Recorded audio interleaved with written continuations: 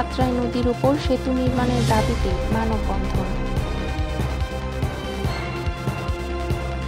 দিনাজপুর জেলার চিরিরবন্দর ও সদর উপজেলার মিলনস্থল বৈদেশির হাটে আত্রাই নদীর উপর সেতু নির্মাণের দাবিতে মানববন্ধন করেছে স্থানীয় হাজারো মানুষ।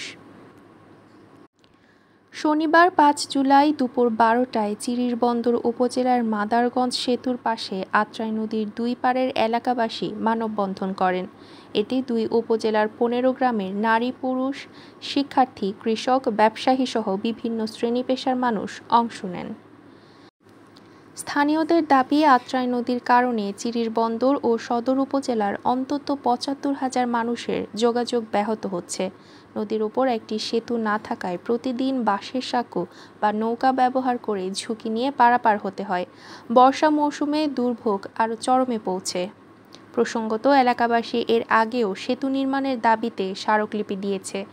২০২৫ সালের ২৪ এপ্রিল প্রায় ১৬০০ স্থানীয় বাসিন্দার স্বাক্ষর সংবলিত স্মারকলিপি দিনাজপুর LGED কার্যালয়ে জমা দেওয়া হয়। তবে দীর্ঘ সময় পেরিয়ে গেলেও দৃশ্যমান কোনো অগ্রগতি হয়নি।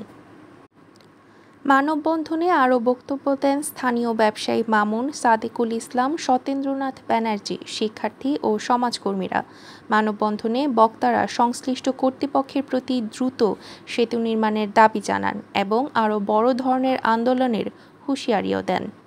যেমন ফাজিলপুর থেকে আমাদের বৈদেশিহাট বাজারে কিন্তু লোকজন আসে, পানিতে ভিজে, নদীতে হাঁটে। দেখা যাচ্ছে যখন বর্ষাকালে পানি যখন বেশি হয় তখন কিন্তু আসতে পারে না তারা।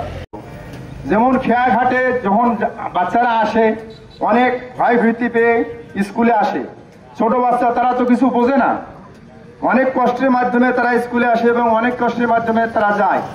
অন্যান্য যে কোনো জায়গায় আমরা যদি পর্যবেক্ষণ করে দেখি যে ভিতরের অভ্যন্তরীণ যে রাস্তাগুলোর যে কানেক্টিভিটি বা যোগাযোগের যে মাধ্যমগুলো সব জায়গায় উন্নতি হয়েছে।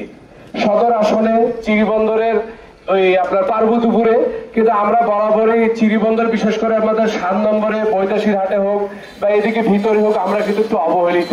এই মেইন রাস্তায় চাপ কমানোর জন্য, দুর্ঘটনা কমানোর জন্য অভ্যন্তরীণ যে রাস্তাগুলো আছে এগুলো কিন্তু খুবই দরকার।